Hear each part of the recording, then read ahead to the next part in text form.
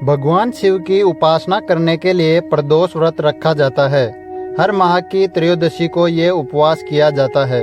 माना जाता है कि इस दिन भगवान शिव की उपासना करने से सभी प्रकार के पापों से मुक्ति मिल जाती है। इस बार प्रदोष व्रत बुधवार को पड़ा है। बुध प्रदोष का शास्त्रों में विशेष महत्व बताया गया है। इस दिन शिव परिवार की पूजा करने के साथ बुध ग्रह से जुड़े उपाय करना शुभ फल देने वाला माना जाता है। जानिए इस व्रत की पूजा विधि और कथा। प्रदोष व्रत की विधि।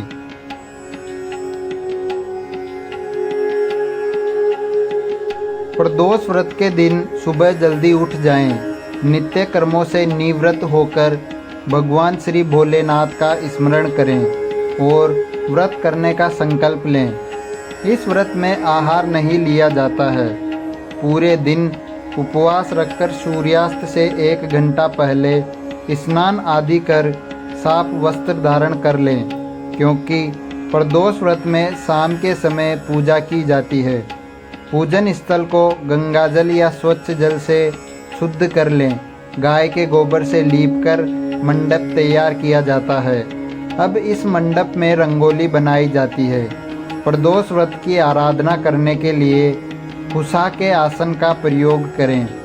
उत्तर पूर्व दिशा की ओर मुख करके भगवान शंकर का पूजन करें। पूजन में भगवान शिव के मंत्र ओम नमः शिवाय का जाप करते रहें। अंत में प्रदोष व्रत कथा सुनकर शिव जी की आरती उतारें। इस व्रत को 11 या फिर 26 त्रयोदशियों तक रखा जाता है और फिर इसका विधि विधान उद्यापन करना होता है। प्रदोष व्रत की कथा। प्राचीन काल में एक गरीब पुजारी हुआ करता था। उस पुजारी की मृत्यु के बाद उसकी विधवा पत्नी अपने भरण पोषण के लिए पुत्र को साथ लेकर भीख मांगती हुई शाम तक घर वापस आती थी। एक दिन उसकी मुलाकात विदर्भ देश के राजकुमार से हुई, जो कि अपने माता पिता की मृत्यु के बाद दर दर भटकने लगा था। उसकी यह हालत पुजारी की पत्नी से देखी नहीं गई। वह उस राजकुमार को अपने साथ अपने घर ले आई और पुत्र जैसा रखने लगी। एक दिन पुजारी की पत्नी अपने साथ दोनों पुत्रों को सांडिल्य ऋषि के आश्रम ले गई। वहां उसने ऋषि से शिवजी के प्रदोष व्रत की कथा एवं विधि सुनी तथा घर जाकर अब वह भी प्रदोष व्रत करने लगी। एक बार दोनों बालक वन में घूम रहे थे। उनमें से पुजारी का बेटा तो घर लौट गया, परंतु राजकुमार वन में ही रह गया। उस राजकुमार ने गंधर्व कन्याओं को क्रीड़ा करते हुए देखा तो उनसे बात करने लगा। उस कन्या का नाम अंशुमति था। उस दिन वह राजकुमार घर देरी से लौटा। राजकुमार दूसरे दिन फिर से उसी जगह पहुंचा जहां अंशुमति अपने माता पिता से बात कर रही थी। तभी अंशुमति के माता पिता ने उस राजकुमार को पहचान लिया तथा उससे कहा कि आप तो विदर्भ नगर के राजकुमार हो ना, आपका नाम धर्मगुप्त है।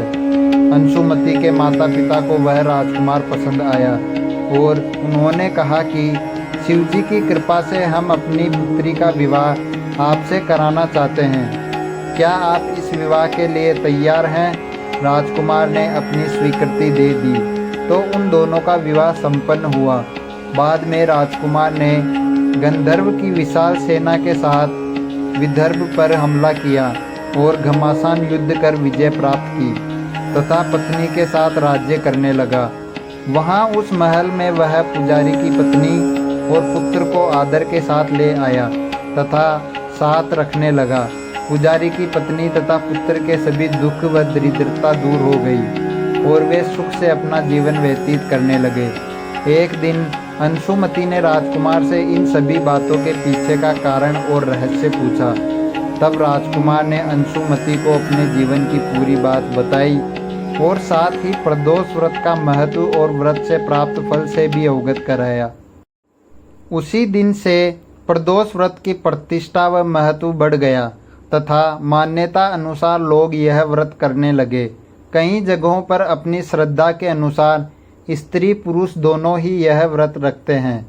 इस व्रत को करने से मनुष्य के सभी कष्ट और पाप नष्ट होते हैं एवं मनुष्य को अभीष्ट की प्राप्ति होती है।